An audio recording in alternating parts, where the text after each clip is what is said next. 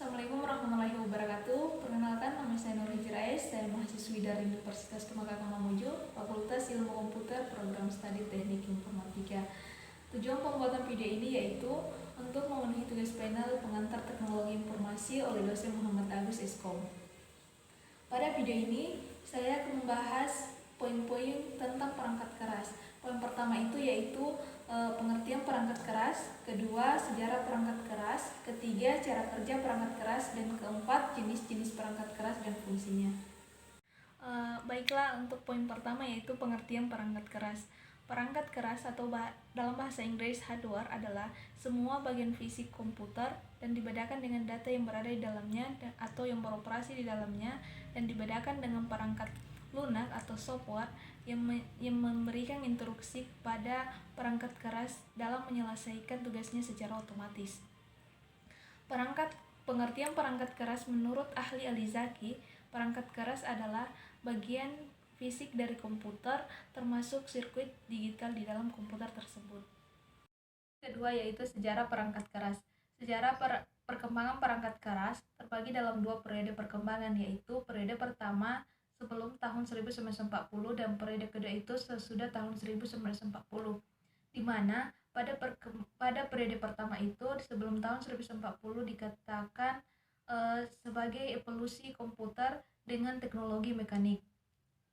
Periode kedua yaitu dengan munculnya komputer generasi pertama yang dibangun pada tahun 1940 hingga tahun 1959.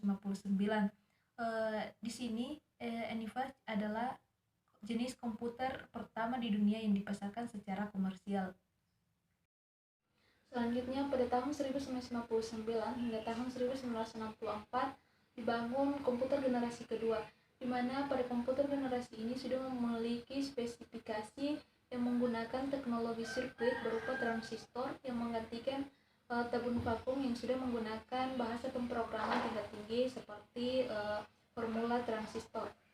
Selanjutnya komputer generasi ketiga yaitu dibangun pada tahun 1964 hingga tahun 1970, di mana di sini komputer dia sudah memiliki spesifikasi yang menggunakan teknologi integrated circuit yang hingga sampai sekarang.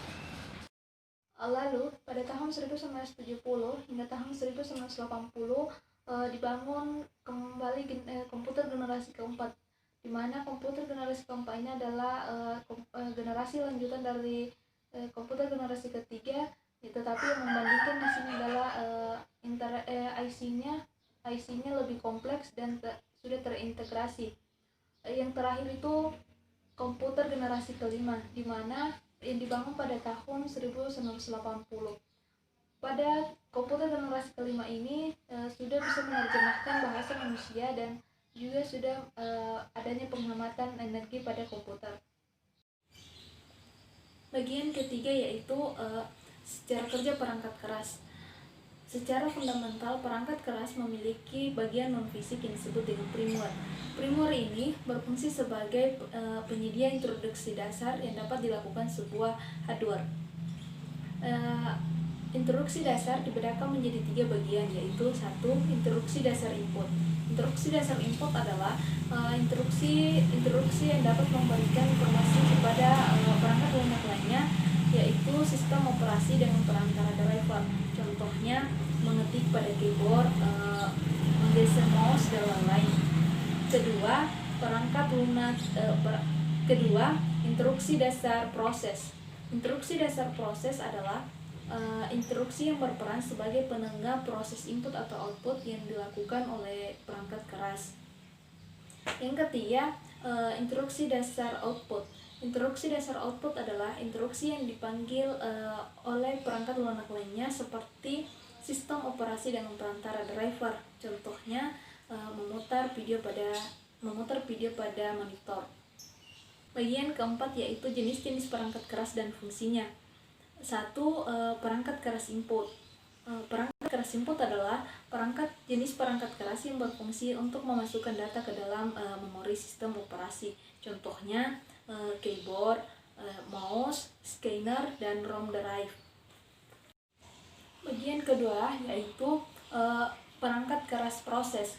Perangkat keras proses adalah jenis perangkat keras yang berfungsi untuk melakukan olah data atau eksekusi perintah terhadap data yang dimasukkan. Contohnya CPU, mainboard, VGA atau video graphic array, dan kartu suara. Yang ketiga yaitu perangkat keras output. Perangkat keras output adalah jenis perangkat keras yang menghasilkan keluaran dari data yang diproses. Contohnya monitor, speaker, printer, dan proyektor. Yang keempat yaitu perangkat keras penyimpanan. Perangkat keras penyimpanan adalah jenis perangkat keras yang berfungsi untuk menyimpan data dari pengguna. Contohnya RAM, ROM, hard disk. Dan yang terakhir bagian 5 yaitu perangkat keras kelistrikan. Contohnya itu power supply dan stop. Itulah beberapa poin yang dapat saya paparkan pada video ini. Lebih dan kurangnya mohon dimaafkan. Saya akhiri dengan ucapan Assalamualaikum warahmatullahi wabarakatuh.